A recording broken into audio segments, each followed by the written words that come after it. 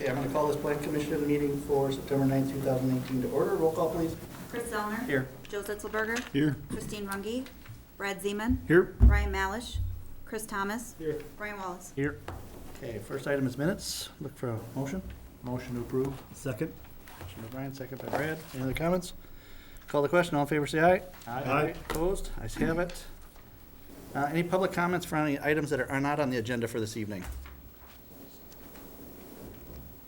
I just want to give you a heads up over in our subdivision in Windsor area, and the neighbors, kids came in last night and they, I don't know how many cars they got. These were like, one guy was a very high-end car dealer. And they got them on surveillance cameras, but they came in, what they do is they get in your car, open the car, and then get the opener. And then they went in the houses and stole money and personal things throughout the house. And then they basically, it keeps happening all the time. And they're juveniles, so they'll basically slap their hand and they'll be back next month. All I'm saying is, for anybody listening, take your little garage door opener, take it in at night. Thank Lock you. your doors. Thank you. Anybody else? Okay. First item we have is a public hearing and discussion action on general development plan and related zoning for Arboretum Village subdivision, corner of Woodland Drive and Hogan Road. Kevin? Yeah, just a couple comments before the public hearing.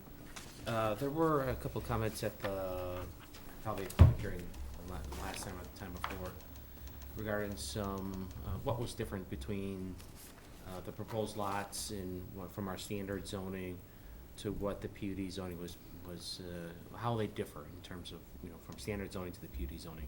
And so that document's been provided as part of the process. And really, three things, and Brian's gonna talk about more, but I wanna talk about clarify three things. One, the multifamily that's in the GDP, we're gonna remove that until we figure out the housing study and what the next steps are. So we're gonna ask and talk to Don before the meeting. He knows that's coming out of the GDP documents. And then number two is, there's in the documents that you may have noticed that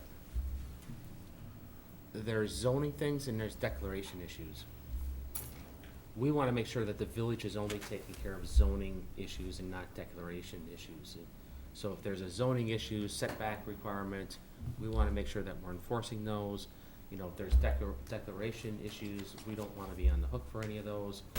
Many of those maybe that live in a newer subdivision realize that these declarations are good for a number of years.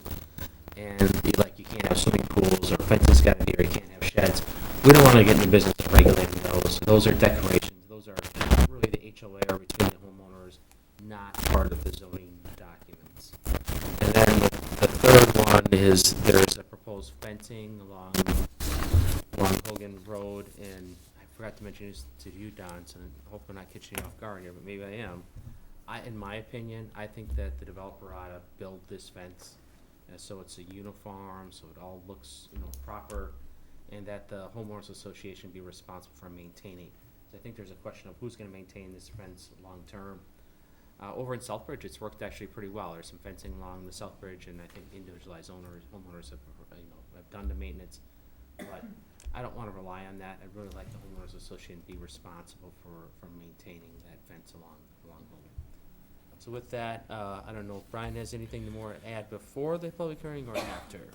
I think the only thing that I would say is kind of along the lines of what Kevin was saying. He identified, I think, the major things. This is kind of the general development plan that we've utilized in the past for residential subdivisions. We are going to walk through the memo that Jason provided. I think is going to be a good outline. But I mean, it is generally, we might have a few tweaks to it, but it's similar to what we've seen in the past and what's worked well for the village in the past. And I think, as Mr. Lawton had identified in one of the documents that he provided, was actually something that a former planner had suggested as part of residential subdivisions in the past. Okay. Then I'll open up the public hearing. Do we have any forms, Tracy? No. Okay. Is there anybody who would like to address the? When do you want to have the comments on Jason's? I emailed this to all you guys. Well, I think- my 5 comments on Jason's. Well, I guess, Pretty technical, but, Should we wait till after the public hearing to do this part of it, or? Well, this is what I would suggest. I mean, I would open up the public hearing for other comments. I think we're actually going to intend to address the comments from Mr. Lawton as we walk through Jason's memo. I think that we may have some suggestions how to approach it, and at that point, I think if they don't agree with them, maybe that would be the appropriate time. That's fine. Fair, okay. Robert McPherson, 1703 Alexandria Court. Some of this is a little dated in light of the information that was just given, so I apologize just if I am redundant to things that have already been said. Starting with the request that and I'm going to use the word PUD because I work in banking, we call them PUDs, not PUDs. The PUD language in our municipal code states that this is to achieve environmentally sound or economically innovative projects within the village. I mean, we already have 3 other PUDs prior to this that are exactly the same, so it doesn't exactly sound very innovative or creative to just keep copying and pasting it. It sounds like what this looks like is just going down the list. I mean, we're just trying to, and going with what was already redundantly said, if the village isn't interested in getting into figuring out what is and is not allowed under the covenants of this neighborhood, then it sounds like that they just want to go, skip out on an R1 because they wanted to get around a few of the setbacks. It sounds like that for the areas for lots 90 to 96 that they were looking to get around R1, they could do R3, it would be pretty similar. I'll skip out on 60 because they said that they're going to pull that out.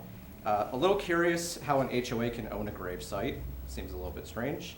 And then on their answer for statement of, on their statement of variance answers number 16, that really reads to the public's view that the developer can do what they want in the future, and that really it's going to be at their discretion, not with a lot of feedback because it would probably be done in the background. So that would be the end of my comment. Thank you. Anyone else? When we started in Waunakee, 1994, the standard zoning was R1. And the first 51 lots were R1. When we did Alexandria Court, I believe that was, Mike, tell me if I'm right or wrong, I'm pretty sure that was we went to a PUD. That's right. And we've done a PUD ever since. Plan unit development. And what it's done, R1 was a 90-foot wide envelope. That was at the time. Help me out, planners, if that's changed at all. But that was a restriction when I started. You had to have 90 feet wide at the building line. So we did that, and then we went up on top of the hill in Southbridge and back where the little private drive is. And if you look at the 3 homes that are overlooking the Capitol, all that stuff would have been impossible to do in R1. But we were always creative, and if you go up there, I know somebody said to me, how did you could have took advantage. You didn't have to give the parkland for the beautiful overlooking the Capitol. I said, I really didn't. I just moved the front row back. But the people could come in. That was over and above my park requirement. So that was a PUD zoning. Everything we've done, Blue Ridge is a PUD. When we purchased the land from Veridian and we replatted it in the Kilkenny addition to Southbridge, that's between Carriage Ridge and Southbridge, PUD. We went to Savannah Village, plan unit development. And because of that, we had the innovation. If you come into the original Savannah Village where the gazebo is, you basically have 56,000 bricks that we laid as you get down the center. A little putting green, very innovative. And at that point, that couldn't have been done if it hadn't been for a planned unit development. Because of that, around 2001, I could sell lots for $32,000. That was my version of affordable housing. The problem was it was so beautiful that the builders, the individual mom and pop builders came in and they used a lot of really good common sense and they put a lot of beautiful homes on there. Matter of fact, the problem we had, they were worth about 50% more than they originally were supposed to be. All done in a planned unit development. And I really take offense when somebody gets up and tells me that I haven't been creative. The covered bridge, the beautiful overlooking the lakes. It was all because of a planned unit development. Thank you. Yeah, we're talking about this development, not your previous ones. We're talking about all of Thank them. you, thank you. Any other comments?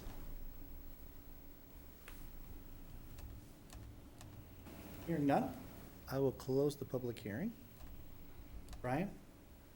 So, I think, was this part of the packet, or was this? That was mailed out today. Okay, email Was today. not part of the packet. So I'm looking at the memo from Jason dated September 5th, 2019. I think, do they all have it in front of them? No, I just emailed it. I did not print copies. Would you like copies? Sure. That may make sense, yeah. Okay. It's gonna form, I think, a good outline for us to try to work through this stuff efficiently. And then we also have some comments from the developer.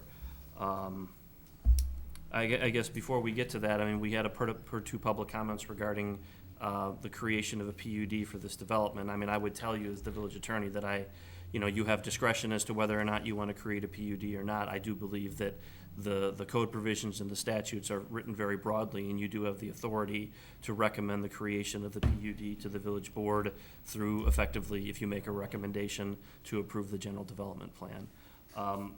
As part of your as part of the packet, pages 11 to 14 of the packet, there was a document that was prepared by Mr. Lawton on behalf of the applicant that identifies a number of modifications from the existing village code for some of the setbacks, other zoning type issues for purposes of the, one of the things that our code says is if you're gonna apply for a PUD, please give us a document that demonstrates the differences between our standard, in this case, R1 zoning requirements and what you're gonna have in your PUD. So we do have a document that identifies that. And I mean, I'm not planning to walk through that document. If you have any questions about it, I certainly can. That document in and of itself is not part of the general development plan. It's simply part of what needs to be filed as part of a PUD application.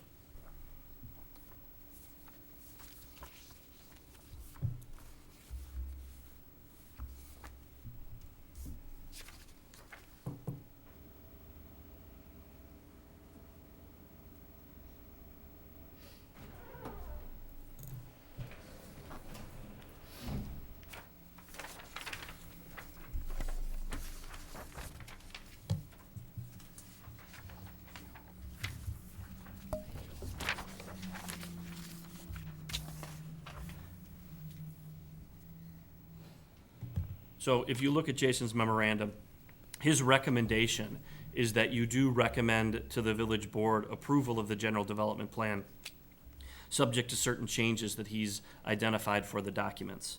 The first, and I'm gonna skip over the final plat, because that's a next agenda item.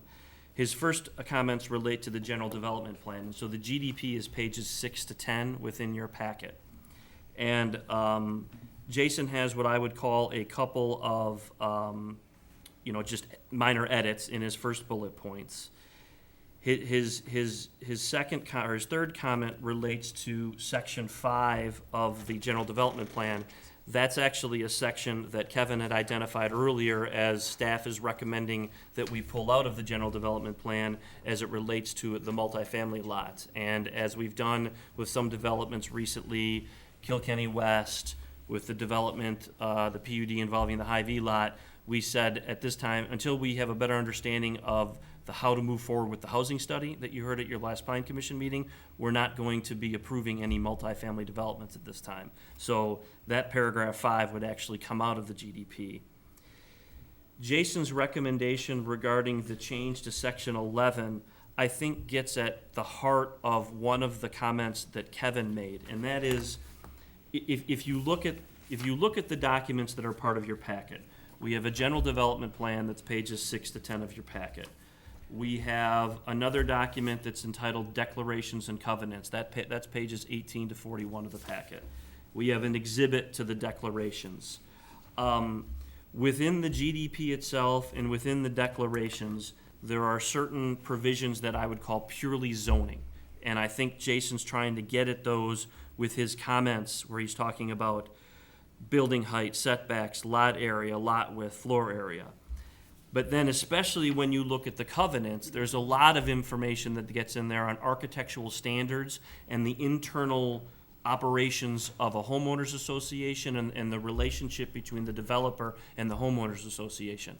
The village does not have any interest in getting involved in architectural standards for Mr. Tierney's subdivision or the operation between the homeowners association and the developer and other things.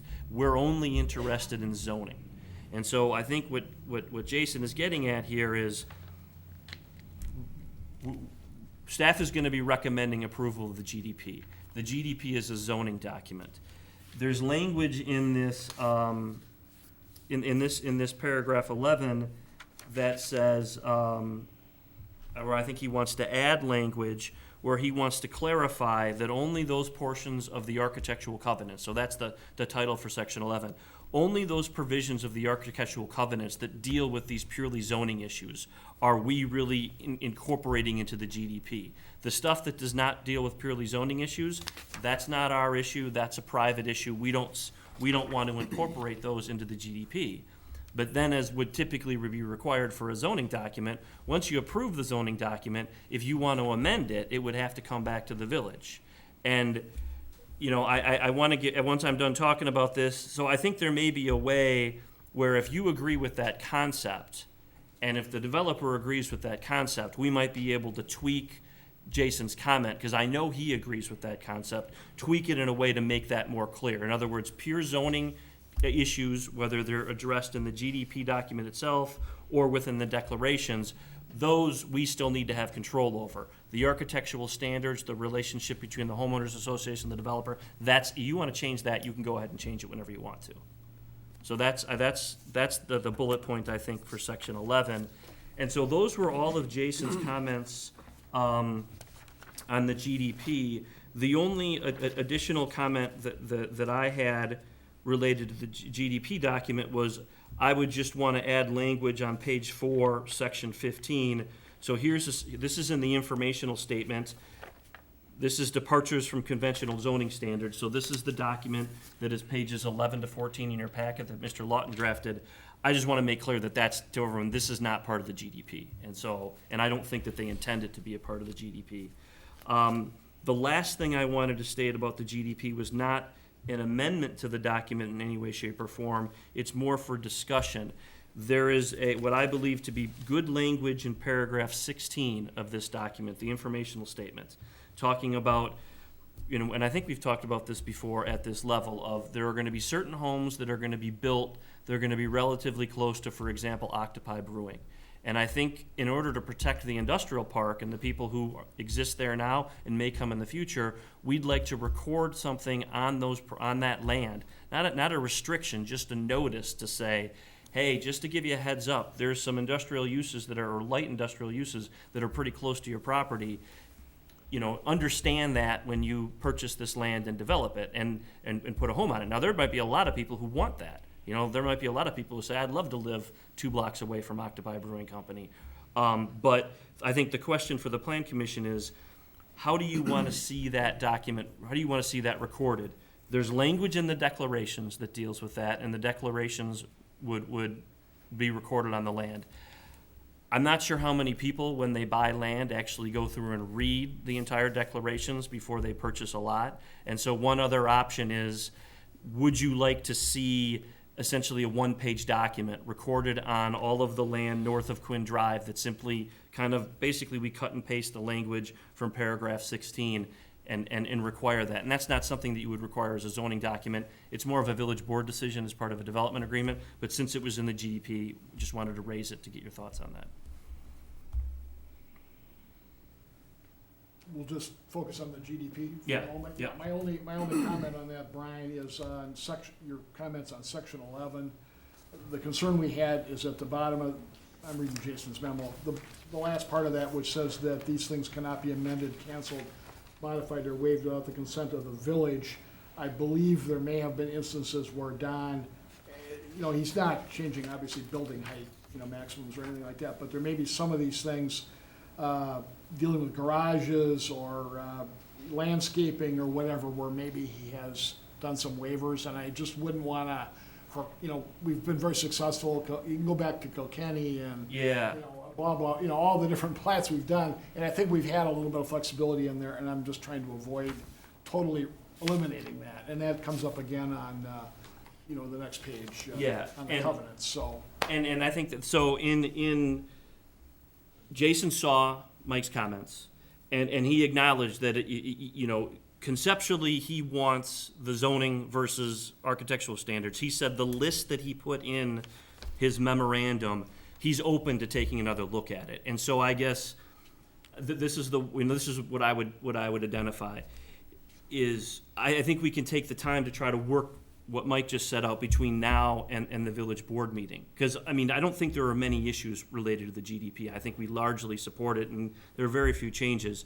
If you agree in concept with the idea of zoning issues should have to come back to the village if they're going to be changed, but more architectural and landscaping, for example, issues would be able to be handled privately between the developer and builders or the homeowners association, I think we agree with that. So if that's essentially your guidance, we would be able to develop a motion that would reflect that, and we could try to get some work done between now and next Monday.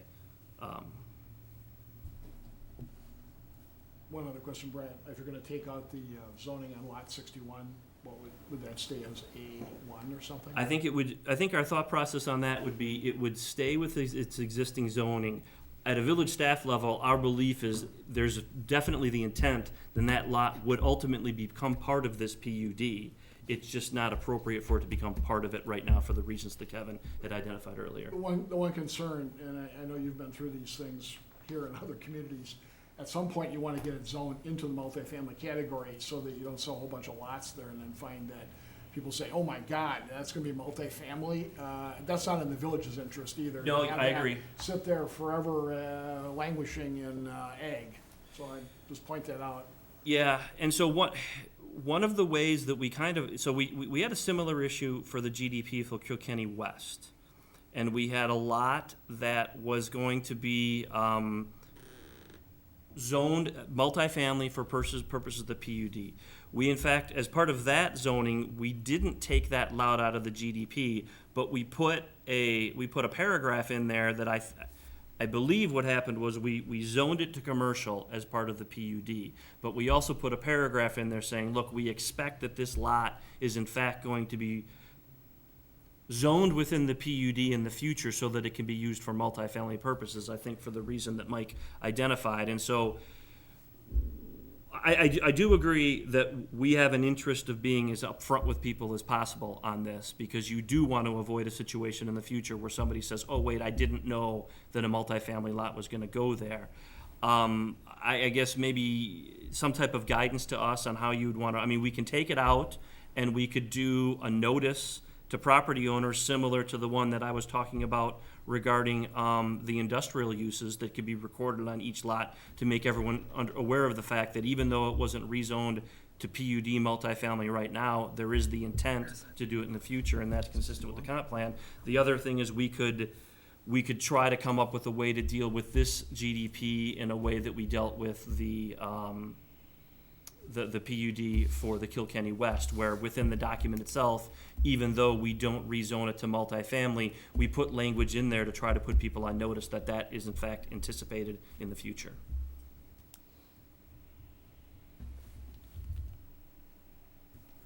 Brad? I like your direction there, very similar to what we see in Madison, put people on notice and make them aware of what could happen there, and if there are any objections, the neighborhood can discuss it at that point, but you made some good, clear, precise points. I'm good with the approach for lot 61. The only question I had, let's see, the wrong section. For number 16, taking that language, I would like to definitely see that as a separate document. Having been through enough different battles and things, people definitely do not read the covenants. We don't have any problem with putting it in separate documents. I do think it still should be in the covenants because I there's a agree. chance somebody might actually read them. Agreed. I agree with that. And they might come across that paragraph and that would be good. Yep, I agree. I think it makes sense to do it in both places. Chris? You may have said this earlier and I missed it, but why is lot 61 being taken out? So it proposes to rezone the land to multifamily right now.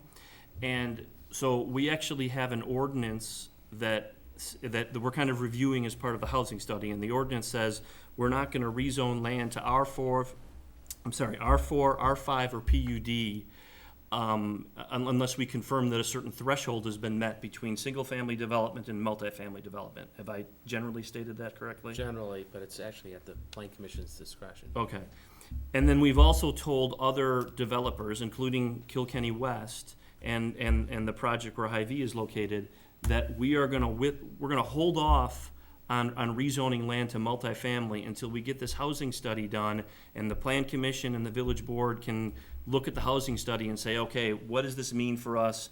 How do we want to address the housing items identified within the study, and to the extent that they do, if they impact multifamily development, do we want to make any changes to our policy or our code? And so what we're doing effectively is trying to buy some time to analyze the housing study before we do any more rezonings that would allow multifamily development. If something is already zoned that would allow multifamily development right now, it can go ahead and do that. We're just avoiding the rezonings. Under our current count, there's about 100 to 120 units available for multifamily that could be rezoned.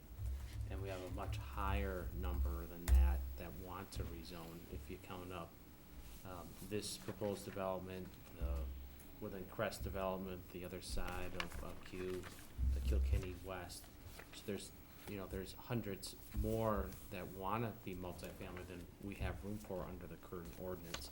So I'd say, hey, we'll sort this out later, what the pecking order is going to be, or if there's gonna be modifications. Let's just put this on hold until we can get that resolved. Okay. Then I agree with the one-page document for paragraph 16 and for paragraph 5 as well.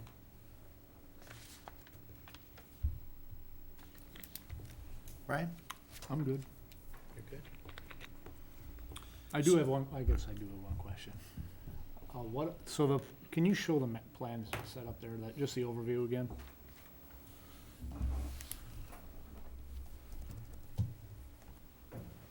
I can't get my thing to work, so which one's lot 61 again? It's the larger one. Yeah, it's up by that. That's that part. real long one there. So with lot 61 being held off for now, what happens to the gravesite? Somebody brought up the great site, and Brian and I talked about this, we've got to mention it as part of our staff comments. We don't want the grave site, we don't want that to be a part of the village, we don't want that part of, maybe it's part of the HOA, but we do not want to have any part of it in terms of the village. It'll go to the HOA because we heard you guys didn't want it. We don't want it. Yeah, and that's not, that would still, it's still part of the, it's still part of the GDP. It's identified as an outlot. And the GDP does recognize that it's going to go to the homeowners association. I don't think that I think that we can choose not to rezone lot 61 right now and still have it identified as an outlot on the plat and be part of the GDP. I think it's okay that it's ultimately transferred from the developer to the homeowners association. I can tell you just from past experience that as a municipality, unless you absolutely have to be responsible for the operation of a cemetery, you don't want to be. With the approval of the GDP tonight, lot 61 is included with that, or are we gonna hold it out? The lot is approved, but the zoning would stay as ag. So at any point in time, with the approval, that becomes part of the homeowners association or part of the development?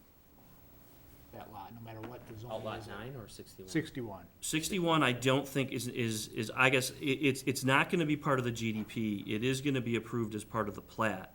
How the developer and the homeowners association, my belief at this point in time is that lot 61 is gonna remain owned by the developer. It's typically not until the land is developed that the developer would then transfer rights and obligations to the homeowners association, although it may be more appropriate to have the developer or his attorney answer that And with question. the approval of the GDP, there will be no defined uses on lot 61 at this point in time. Correct. It's, Well, I think what we heard though, I think consensus is to put a notice in so that, this is the potential, it's gonna be multifamily. I get that, but there will be no defined. it's gonna remain uses. ag, the way that you said it. Whatever you can do in ag, you can do there, I Okay. guess. All right. We will convey that outlot that has a great site in the future, once we get the association organized, and Okay. it'll be transferred, the grave site. All right, and then we talked about multifamily, but I know that I don't know if it's 91, but I think 92 and beyond were gonna be duplex. Yes. Yeah, I believe it's lots 91 through 97. So right along the Quinn Drive right there? Yeah, so how does the phrase of no multifamily affect, does it affect those or not? It does not, those are considered single family. Single family duplex? By the definition of the multifamily, Okay. it's 3 or more. All right. And then, a couple other items on the lots that, are in proximity to occupi. There was some discussion at one point about a fence, which I think you addressed. The fence. Or that was more about the fence on Hogan, but That's the there fence on wasn't there a Hogan. discussion about fence in Yeah, that location as well? That's a condition of approval, the fencing, yes. And is that gonna be a situation where that's gonna be upon each landowner to determine that fence? Or is the developer going to put a, No, he's required to build that Uniform. fence. There was no dispute about that fence. That Okay. is gonna be a developer-built fence. and that's, yeah, okay, and that's part of the documents here. Well, I think it's part of the covenants, I believe. It's also something that we're gonna get into more detail within the development Okay, agreement. all right. So you want me to hold my questions till then? Well, no, it's a fair question. If you have questions, I would ask Well, all that, your cause that was questions one and- thing, and then there was a talk about some sheds potentially there. And then, I'll just throw them all at once. And then, yeah, the fencing on Hogan Road, but then there was in Jason's memo here, he talked about more of a berm rather than a fence along Hogan Road, or, And I think so, the fencing issues would be, it's appropriate for you to ask the questions on those right now. Development agreements typically do not come before the plan commission, so if you have an interest in those fencing issues, it's good to talk about them here. That was actually one of the issues that, I think the way that Jason didn't necessarily make a recommendation with respect to the fence on Hogan Road, he was raising that as an issue. And I think the issue that he's concerned about is this, okay, we have a fence, a nice fence that's built by the developer.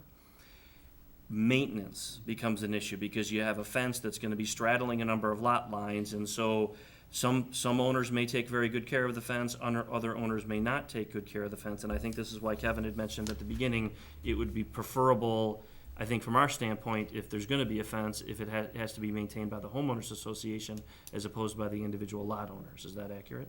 Correct. For maintenance concerns issues. And I think that same concept would apply to any fence that would be built along separating the lots. I'm not sure what that road is right there, but the ones that are closest to Octopi and the other potential light industrial users. The one along Hogan Road, there's a utility easement that's necessary, and then there's required this fencing and landscaping buffer. And we've had discussions about, which one should be on which side of the road. And I think we've worked it out with Waunakee Utilities and the developer that the landscaping will be up by the road, and then the utility will be internal, so in between the landscaping and the houses.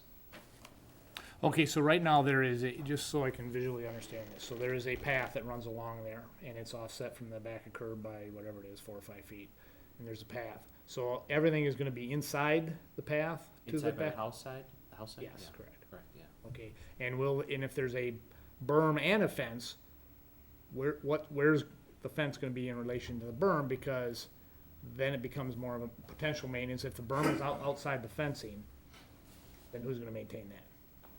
Cause it becomes along the pathway. The landscaping, which could include a berming or trees or whatever else, is closer to the road than the utility easement. So then the Okay. utility easement is on the inside of the homes or in this Inside the case, lots. Inside the lots or on With the an easement. south side. Okay, and what about some sort of fence? Is that gonna be right along adjacent to the Yeah, path? I think we have a little bit of discretion in terms of where that fence goes within that landscaping, you know. It'd probably be some sort of linear fence, but there's some discretion on where within that landscaping easement the fence can go. I guess my biggest thing is just as far as maintenance, if there's something there along It's the gotta path. be the HOA, yeah. I guess we should confirm, Don, is that putting the fence on Hogan, is that okay? Because earlier you said Okay, you wanted here- that to be optional, so. I could say a couple things. Yep. First of all, we found this old fence for the grave site. It's our intention to preserve that grave site. And if somebody's got a good idea, if it's in a foundation or something, we wanna have it so that the Monadons were the people that actually, where Savannah Village was. There's remnants of an old cabin there. It's a huge resource, first piece of European settlers. So I'm not really sold on if it's HOA, somebody might have an HOA meeting, you know, whatever, but we, maybe put it in a foundation or something. But we'll do something where nobody can ever mess with it, the old grave site. I wanna make that real clear. The other thing is, whatever you're doing, you gotta always leave the discretion. I'll give you an example. We had a case where there was a person in Westport where his wife would almost maybe roll down the hill or something because it was a steep hill. Westport called me and said, Mr. Tierney, would you put a fence up? We put a fence up. It made sense. But if you really think about it, where the trail along Hogan Road is, there's a beautiful path there. The utility wants to have the first 15 feet, the first 12, we take the next 15, because that's what Dave Drazen went out there and studied it. And I think if we had a little bit of flexibility, for instance, where you get down in the valley, maybe it wouldn't make sense to put a fence there. I agreed to put a fence, the one where you're looking at Octopi. We were even thinking about renaming that street to the Elsinore. You ever seen the movie Strange Brew? The Elsinore Brewery. But at any rate, if we got a little bit of flexibility to put a fence where it makes sense, because there's electric boxes, and I think of the day that we actually could have sold half the Arboretum in Savannah Village when we did that PUD. Dave Drazen's come to me and he said, Tierney, there's about 4 oak trees in the way. What do you want to do? I said, you put those wires wherever you want them, Dave. And I said, the surveyors will come out and shoot an easement. I don't care if it goes on 40 feet or whatever it does. So we've had a good relationship working with these people. And it's called common sense. So if we can continue that. And the last thing I want to mention is on the architectural, because I don't have the papers when this memo came out this morning. And I think they're all good comments. But I want to be able to have the same architecture as what I've had in Kilkenny Farms, as far as the interpretation of the detail of whatever. Because we've always tried hard to make things look good. Can I respond? I think he made my point. If you put a fence up, whatever, I'm thinking of a plank fence that you can't see through, and you put a fence up, who's gonna maintain the other side towards the street? So if it's more of maybe it's a intermittent, maybe a wrought iron or a split rail, whatever it might look like, or some sort of white fence that's along Woodland Drive with some landscaping, whether it's berms and plantings, trees, whatever, the homeowner's gonna have more of an opportunity to maintain it all the way to the path. So whatever that might look like, because if you just put a straight up fence there and nobody's gonna maintain it, then it's gonna be on the village otherwise it's gonna be weeds and everything else. Yeah, we're not trying to define at this point what that fence is gonna look like. Okay, so So. want to give the options of what could be motions for them? So this is, with respect to the zone, the GDP, that's the first item on the agenda. So we're not dealing with the SIP and we're not dealing with the plat. We'll have a few, Kent Strauss has got comments on the plat within his letter. Jason has a very minor, or a minor one, I think. And then Jason has a couple of comments on the SIP. So right now, focused entirely just on the general development plan. And when you look at Jason's memo, that focuses on the headings of general development plan, declaration of covenants, architectural standards, and the applicant's statement on variances from standard zoning. I think the motion is, the start of the motion is motion to recommend approval of the general development plan to the village board, subject to final review and approval, let's say by the village engineer and village attorney. and I'm saying stuff that Kevin hasn't heard before, so he's gonna have to, so I think from our standpoint, the changes that we're gonna be looking to work with the developer on the GDP are, minor typos that are in the document that Jason's identified. I found a few too, but they're not even worthy mentioning. Making changes to the general development plan document, and then to the extent necessary to the declarations and to, the other documents that are identified in there, making changes to make clear that purely zoning issues, any changes to purely zoning issues would have to come back to the village board. Architectural standards, we don't want to be involved in them. We want to provide the flexibility to the developer to handle those as a private matter, just to update the documents to make that point clear. So that would be kind of one amendment to Jason's memorandum that we would be looking to make. I think when it comes to the point that he makes in section 3.25E regarding the fencing, I think that we got some good, what I've heard so far is we want to maintain the flexibility. We want to avoid a situation where individual property owners would be required to maintain a fence that goes down a number of lot lines because we would have concern regarding maintenance. To the extent that we could have a fence that is broken up and works with landscaping and things of that nature, and it would in fact make sense for individual property owners to be required that, you're open to that, but maintenance is an issue, and to the extent that maintenance becomes a problem, you would want the homeowners association to be involved and not individual property owners.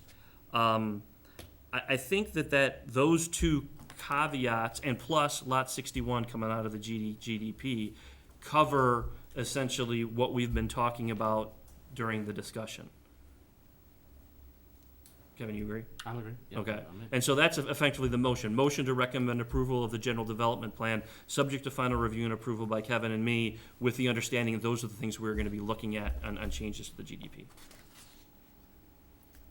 So moved.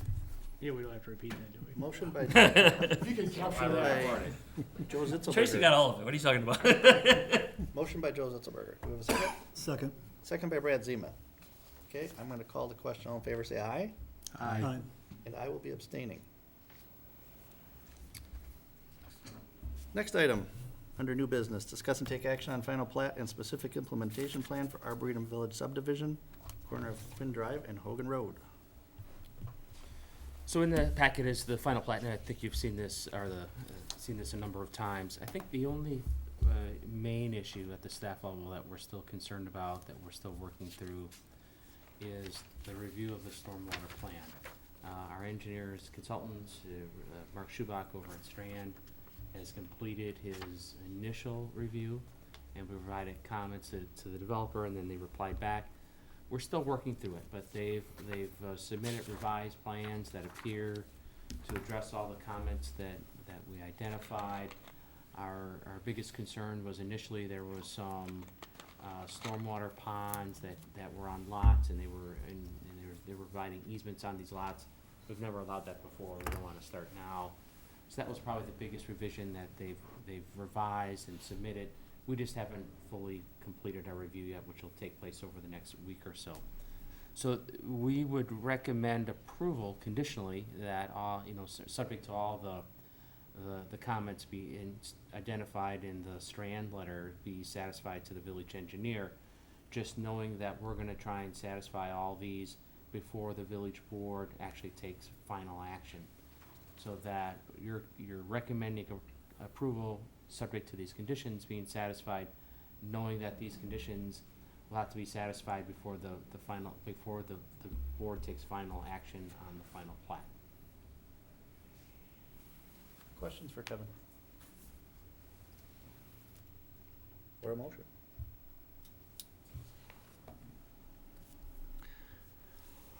I'll move to recommend, approval of the Final plan. SIP? No, final plan. Final Final plat. plat. Yeah. Okay, motion by Joe Zitzelberger. Second? Do we have a second?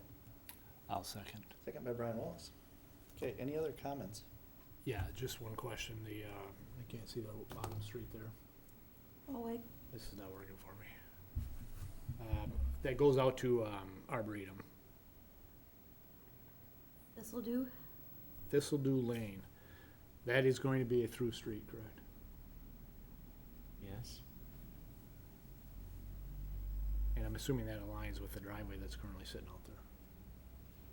I don't know how that aligns. It's probably a better question for Don, how that Thistle Drew Lane, without getting the aerial underneath it. Yes, it's rather thin, and we're gonna squeeze it through there, but, because there's a wetland on each side, but that will be access to our main drive. You might have picked up on one of the comments in the Strand letter, is that there is an area where those outlots are, we've asked for a sidewalk and they've agreed. Initially, it was a 5-foot. We've asked to increase that to a 6-foot sidewalk, because the village will be more than likely be required to maintain that. And if it's 6 foot wide, then we can maintain it with our equipment rather than just using a snowblower. We can use some of our bigger equipment on it. And he's right, it's up tight against the curb, is because of some wetland issues. We're really being squeezed in terms of getting that secondary access out to Arboretum Drive, which is important. Yep. All right. Okay? Okay, so we have a motion and a second. I'll call the question. All in favor, say aye. Aye. And I will be abstaining once again. Okay, On that same agenda item is the SIP. And just to cover it quickly, Jason had a few minor comments in his memo. I think our recommended motion at a staff level is motion to approve SIP, conditioned upon final review and approval by the village engineer and village attorney, and conditioned upon the village board approving the GDP. Because the SIP ends here with you guys, and so I think it's okay, it does, it reflects what's in the GDP, but it does need to be conditioned on approval of the GDP, because, the GDP really comes before the SIP, so that's the recommended motion. And we can certainly talk about the SIP if you want, but I don't we've had a pretty long discussion on zoning, and I think anything that we said about the SIP would probably be somewhat repetitive to what we already talked about. I'll move to recommend approval of the SIP contingent upon approval of the village attorney and the, what did you all have on? Village engineer, and then also conditioned Here, upon and- village board approval of the Yeah. GDP. What you said. Yeah, I'll give it a second. okay, motion by Joe Zitzberger, second by Brad Zeman. Any other comments? Call the question. All in favor, say aye. Aye. And I'll be abstaining again. Okay, next we have a report on Waunakee Westport items. Can I ask one question? Yeah, Just to make sure. well, can we do that right now? Well, I'm willing to answer a clarifying question, It's just clarifying. if it's okay with you. Okay, We discussed here about a addition to the covenants and stuff like that, about notification about the industrial. That was in that original. Yeah, that's not really part of the vote, I would say, but it's guidance that we're gonna utilize for the development agreement purposes. I didn't think I heard that when we did our motions. okay? Yep. Okay. Next, we've got initial consultation for Dorn CSM on Rafford Road, Town of Westport. Kevin? Yeah, it's just initial consultation. I don't really have any comments on it. I think we'll hear from the applicant tomorrow night, and I guess we'll react to it. We're not gonna be taking any action tomorrow night. Okay. But the letter was in, the letter in the land split was in the packet. I don't have any comments. I don't think it's gonna affect us. Any questions from our JPC guys? All good? Okay. Next, update on Housing Task Force study. Just the update that I was thinking that our planning commission members can share with them the status of our housing study with the town of Westport. And, I can give a very brief summary of what they've completed to date. Tom was on that committee, so he'll be there, and, he likes to talk, so he'll probably wanna give a summary as well. And so that's all it is. It's only spent to be a couple minutes to tell Westport what we've completed. Okay. And update on Veridian consult for Brynick property at State Highway 19 and Schumacher Road. Yeah, it's not in a joint planning area, but I thought, there's gonna be a joint jurisdiction roadway, and so I thought it was important that we engage Westport early on in the process in terms of what's gonna happen on Schumacher Road. Good idea. Perfect. One last motion. Do we have a quorum for tomorrow? Yes. one last motion. To adjourn. Motion by Chris Thomas. Second. Second by Joseph Do you Sparrow. wanna try to All in talk- favor, say aye. Aye. Opposed? Try to talk to Mike and Tom. I gotta figure out how to, you know,